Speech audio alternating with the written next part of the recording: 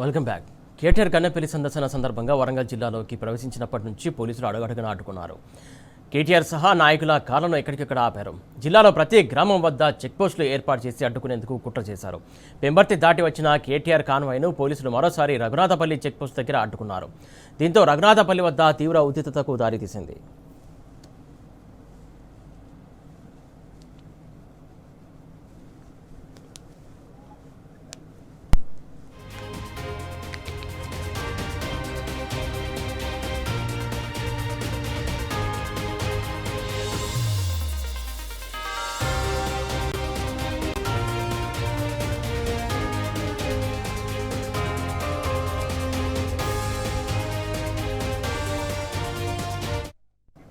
Right, KTR Kannepalli pump house దగ్గరికి కొద్దిసేపట్లో చేరుకునేటట్టు మనకు సమాచారం అవుతుంది. దీనికి సంబంధించి పూర్తి అప్డేట్స్ అందించడానికి మా కరెస్పాండెంట్ లివిల్ కూడా సిద్ధంగా ఉన్నారు. లివిల్, చెప్పండి, ఇంకెంతసేపట్లో కన్నేపల్లి పంప్ హౌస్కి కేటీఆర్ బృందం చేరుకొని ఉంది?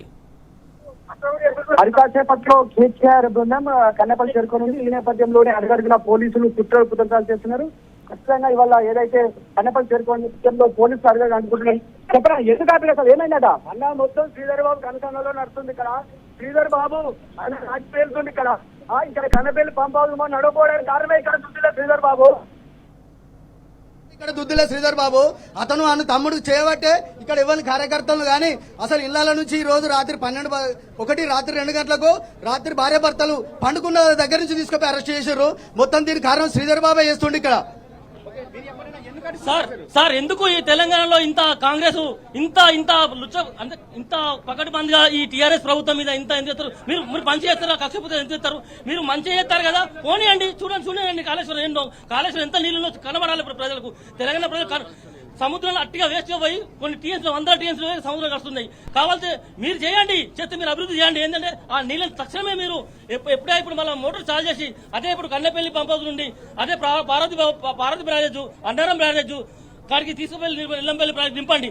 లేకుంటే మీరు మీ చేతగాని ప్రభుత్వం వల్ల ఇంత నష్టపోతున్నాను. ఇవాళ కేటీఆర్ గారు సందర్శిస్తే మేము అందరం ఇక్కడ ఎలినో ప్రభావం ఉందని కేటీఆర్ గారికి వస్తే మా అందరికీ ఎలినో ప్రభావం ఉన్నది. మంత్రి ప్రాంతంలో ఇప్పుడు తెలంగాణ రాష్ట్రంలో మంత్రికి మేను అటువంటి కండతల్లి అటువంటి కాళేశ్వర ప్రాజెక్టు పండ పెడితే తెలంగాణ ప్రతి ఒక్క రైతు కూడా చనిపోయే అవకాశాలు ఉన్నాయి. ఎందుకంటే ఇప్పుడు ఈ టైంలో మాత్రం మీరు కాళేశ్వరం ప్రారంభం ద్వారా నీటిని సరఫరా చేయకుంటే తెలంగాణలో ఉన్న ప్రతి ఒక్క రైతు గాని ప్రతి ఒక్క సామాన్య పౌరుడు గాని పూటకు లేకుండా చనిపోయే అవకాశం లేదు. కాబట్టి మేము చెప్తున్నా సార్, ఇప్పటికి కూడా చెప్తున్నా, మీరు మాత్రం శ్రీధర్ బాబు గారు ఇంత తక్షణమే చేస్తున్నా శ్రీధర్ బాబు గారు ఇంతమంది పోలీసులను కూడా మీరు ఇంతమంది మాకు కబర్ అందరినీ కవిసంలో చేశారు.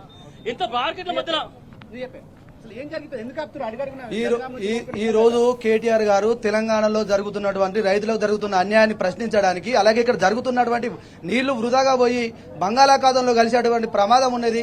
దయచేసి రాజకీయాలు తర్వాత చేద్దాం, కాకపోతే ఇప్పుడు రైతులను ఆదుకోవాలి. ఎందుకంటే దేశమంతా ఎల్లిలో ప్రభావం ఉన్నది కాబట్టి వచ్చేటువంటి రోజుకు 15,000 క్యూసెక్కుల నీరు ఈ రోజు వృధాగా పోతున్నది. అది రైతులకు కనబడే విధంగా, వాళ్ళకు న్యాయం జరిగే విధంగా ప్రజల తరపున ఇక్కడ సందర్శించడానికి వస్తే ఇక్కడ ఉన్నటువంటి అక్కర్రాని ఒక ముఖ్యమంత్రి ఆంధ్ర పాలకులకు తొత్తందారుగా వేస్తూ మొన్న కర్ణాటకలో ఒక మీటింగ్ పెట్టుకుని ఇక్కడ ప్రాజెక్టులను ఎండగొడుతూ ఇక్కడ రైతుల గోస పుచ్చుకోవాలనే ఉద్దేశంతో చేస్తున్నారు. ఈ రోజు రామన్న సందర్శన పెడితే ఇంత భయం అవుతుంది. కేసీఆర్ అంటే కాళేశ్వరం అంటే కేసీఆర్ అనేటువంటి అభద్రతా భావంలో ఉన్నారు. ఈ రోజు ఇక్కడ నీళ్లు నింపినట్టయితే ఇక్కడ ఉన్నటువంటి ప్రాజెక్టులు నిండుతాయి, చెరువులు నిండుతాయి, దీనివల్ల న్యాయం జరుగుతుంది. కాబట్టి ఈ రోజు కేసీఆర్ గారికి పేరెత్తున్నారని ఈ రోజు అక్రమ అరెస్టులు సీనియర్ జర్నలిస్ట్ గా ఉన్నారు. కానీ వాళ్ళ ప్రభుత్వం ఈ కుట్రల్ని ఎట్లా చూడొచ్చు? వాళ్ళంటే ప్రభుత్వం భయపడిందని చెప్పుకోవచ్చా? ఈ రోజు కాళేశ్వరం ప్రాజెక్ట్ అనేది కాళేశ్వరం ప్రాజెక్టు తెలంగాణకు ఒక జీవధార లాంటిది. అటువంటి జీవధార లాంటి తెలంగాణ ప్రాజెక్టుని చిన్న సాంకేతిక కారణంగా 3 సంవత్సరాలుగా ఎండబెట్టి తెలంగాణ రైతాంగాన్ని అరిగోస పెడుతున్నారు. ఒకవైపున మొన్ననే ముఖ్యమంత్రి చాలా బుద్ధిమంతుడు లెక్క, తెలంగాణ మీద పెద్ద ప్రేమ ఉన్నాయని లెక్క, రేపు ఎలీనో వస్తున్నది, దాంతో నీటి కష్టాలు వస్తున్నాయి కాబట్టి ఇవాళ కాపాడుకోవాలని చెప్పేసి చెప్తున్నాడు. మేము అదే చెప్తున్నాం. ఇవాళ ఎలీనో సమస్యకు పరిష్కారం ఇవాళ కాళేశ్వరం కన్నెపల్లి పంప్ హౌస్ నుంచి నీటిని ఎత్తిపోయామని చెప్పేసి చెప్తున్నాం. 3 సంవత్సరాలుగా దాన్ని ఎండబెట్టి దౌర్భాగ్యపు తెలంగాణ ఇవాళ రేవంత్ రెడ్డి సర్కారు ఇవాళ దాన్ని ఏంది ఇవాళ అక్కడ ఉన్నటువంటి ప్రవాహాన్ని ఏ విధంగా ఎత్తుకుపోవచ్చు అని చెప్పేసి తెలంగాణ సమాజానికి చెప్పడానికి భారత రాష్ట్ర సమితి వర్కింగ్ ప్రెసిడెంట్ కేటీఆర్ గారి నాయకత్వంలో ఇవాళ పార్టీ నాయకత్వం ఇవాళ పరిశీలించడానికి పోతుంటే అడుగడుగున హైదరాబాద్ నుంచి వస్తుంటే అడుగడుగున అడ్డుకొని ఎక్కడికక్కడ ఇబ్బంది పెడుతూ ఇవాళ ఎప్పుడో పోవాల్సినది ఇప్పటికీ కాటారం దగ్గర ఉన్నాం. కాటారం దగ్గర ఇదే కాటారము, తర్వాత భూపాలపల్లి, అక్కడ జనగామల, రఘునాథపల్లిలో ఎక్కడికక్కడ అడుగడుగున అడ్డుకొని అడ్డంకులు కల్పిస్తూ చూస్తున్నారు. ఇప్పటికీ అవన్నీ దాటి వచ్చినాం. ఇవాళ ఈ కాటారం దగ్గర నేను ఒక కార్పొరేషన్ చైర్మన్ గా ఉండి కూడా ఇవాళ బండ్లను ఆపి ఇంత దౌర్జన్యం, ప్రభుత్వము ఇంత దౌర్జన్యము, నిజంగా మీరు చెప్పేదే నియమైతే మీకు ఆ భయం లేకపోతే కాళేశ్వరం ఎంత, ఎందుకు మీకు అంత భయం, ఎందుకు అంత ఉచ్చబడుతున్నది, ఎందుకు తెలంగాణ సమాజానికి వాస్తవాలు తెలిస్తే మీకు వచ్చిన నష్టమేంది, భయమేంది?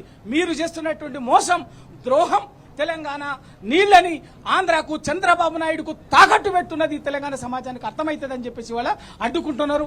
అయినా కూడా ఎన్ని అడ్డంకులు కల్పించినా, మీరు ఎంత దాష్టికం చేసినా కూడా భయపడేది లేదు.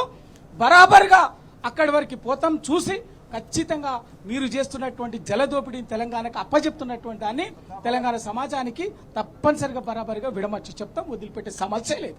మీరు చెప్పండి, వాళ్ళు ఎందుకు అంటే ప్రభుత్వం వారి అసమర్థత బయటపడుతుందనుకోవచ్చా ఈ అడ్డంకులు? ప్రపంచం మొత్తంలో కరువు కాటకాలు తల్లడిల్లుతున్నప్పుడు, ఎన్నో నీళ్ళతోటి తల్లడిల్లుతున్నప్పుడు ఈ రోజు కూడా కన్నపల్లి పంప్ హౌస్ కాడ 2 టీఎంసీల నీళ్లు ఉత్తగా సముద్రంలో పోతున్నాయి. సముద్రంలో పోతలేవు, ఆంధ్రాకు పంపిస్తుర్రు.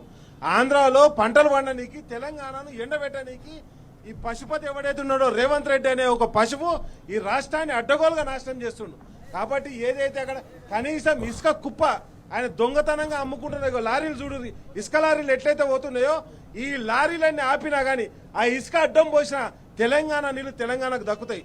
ఈ రోజు కాళేశ్వరం దగ్గర కాలు అడ్డం పెడితే నీళ్లు ఆగుతాయని చెప్పేసి కేసీఆర్ గారు ఆ రోజు కడితే కనీసం ఇసుక కుప్ప కూడా పోతలేడు. మొత్తం దాన్ని 3 సంవత్సరాల నుంచి ఎండబెట్టిండు, పండబెట్టిండు. దాన్ని ఎందుకు ఎండబెట్టినా పండబెట్టినా రేపు పొద్దుగాల చెర్లలో నీళ్ళు లేవు, మా ఎల్ఎండి డ్యాంలో నీళ్ళు లేవు, ఎల్లంపల్లిలో నీళ్ళు లేవు, తాగానికి నీళ్ళు లేవు, తాగానికి కష్టం పడుతున్నాం అని చెప్పేసి ఈరోజు ఆ నీళ్లు ఆపుకోనికి ఈరోజు వస్తుంటే తెలంగాణ ఉద్యమం నడిచిందే నీళ్లు, నిధులు, ఉద్యోగాల గురించి. వాటన్నిటిని దోపిడీకి గురి చేస్తున్నారని చెప్పేసి మరొకసారి ఆంధ్ర ప్రాంతానికి ఇక్కడి నుంచి తరలించకపోతున్నారని చెప్పేసి దాని మీద పోరాటానికి మా కేటీఆర్ గారి ఆధ్వర్యంలో ఈరోజు ఇక్కడ రావడం జరిగింది. ఎక్కడికక్కడ బార్కెట్లు పెట్టి అందరినీ కూడా ఆపేయడం జరుగుతుంది. ప్రజలు ఏం చూస్తారు? గోదావరిని ఏమైనా జేబులో పెట్టుకపోతారా, సంఖ్యలో పెట్టుకపోతారా? గోదావరి దగ్గరకు వచ్చి మా నీళ్లు పోతున్నాయి, మా నీళ్లు మేము పట్టుకపోతామని చెప్పేసి ఒక ధైర్యంతో వస్తున్న తెలంగాణ బిడ్డను, రైతులను, ఎందుకంటే ఆగమేతనం తుకం పోసుకున్నాం, ఈరోజు నాట్లు వేసుకుందామంటే వానలు చక్క పడతలేవు. కాబట్టి వాటి గురించి కదా, నీళ్ల గురించి కదా తనలాటంతా. తెలంగాణ ఉద్యమం నడిచిందే నీళ్ల మీద. ఆ నీళ్లకు దోపిడీ గురవుతున్నాం అని చెప్పేసి ఈ రోజు వచ్చినాం. ఎందుకు మరి ఆంధ్రాకి ఎందుకు తరలిపోవాలి? మా నీళ్లు గలగలా గోదావరి ఎందుకు పోవాలి కిందికి? మా గోదావరి మేము కాళేశ్వరం దగ్గర ఆపుకుంటాం కదా, మా పంట పొలాలకు మళ్లించుకుంటాం కదా.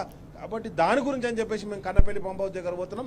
అది చెప్పడానికి, ప్రజలకు తెలియజేయడానికి పోవడం జరుగుతుందండి. మీరు చెప్పండి, వాళ్ళ ఉమ్మడి నల్గొండ జిల్లా రైతాంగానికి వాళ్ళ అనేక ఇబ్బందులు పడుతున్నారు. వారి గోసలు తీర్చడం కోసం కేటీఆర్ పర్యటన చేపడితే వాళ్ళ ప్రభుత్వం ఒకవైపు భయపడింది అనుకోవచ్చా, లేదంటే కావాలని వారి అసమర్థత బయటపడుతుందని ఈ రకంగా చెప్తారు అనుకోవచ్చా?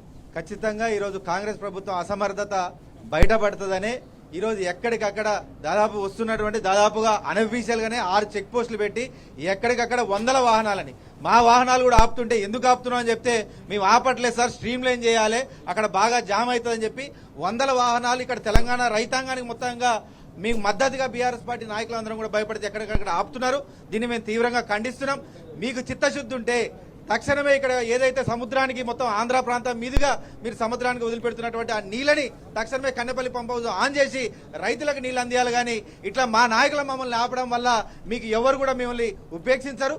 తక్షణమే మీరు రైతుల పక్షాన నిలబడి ఇక్కడ కన్నెపల్లి పంప్ హౌస్ ఆన్ చేసి ఇక్కడ నీళ్లు ఖచ్చితంగా ఎత్తి రైతులకు నీళ్ళు అందియాలని మాత్రం మా బీఆర్ఎస్ పక్షాన డిమాండ్ చేస్తూనే గోదావరి మిగులు జలాన్ని అక్కడ ఆల్రెడీ నువ్వు ఇక్కడ ఆంధ్ర ప్రాంతానికి అక్రమంగా తరలిస్తున్నావు, ఇక్కడ ఉన్నటువంటి గోదావరి జలాన్ని కనీసం ఇక్కడ రైతాంగానికి అందియాలి, లేకపోతే నిన్ను ఎప్పుడు కూడా వదిలిపెట్టారు ఇక్కడ రైతాంగాన్ని మాత్రం తెలియజేస్తూ ఎక్కడికక్కడ రైతులకు పక్షాన మేము మద్దతుగా బయలుదేరితే ఆపుతున్నారు. తక్షణమే ఇక్కడ విడిచిపెట్టండి.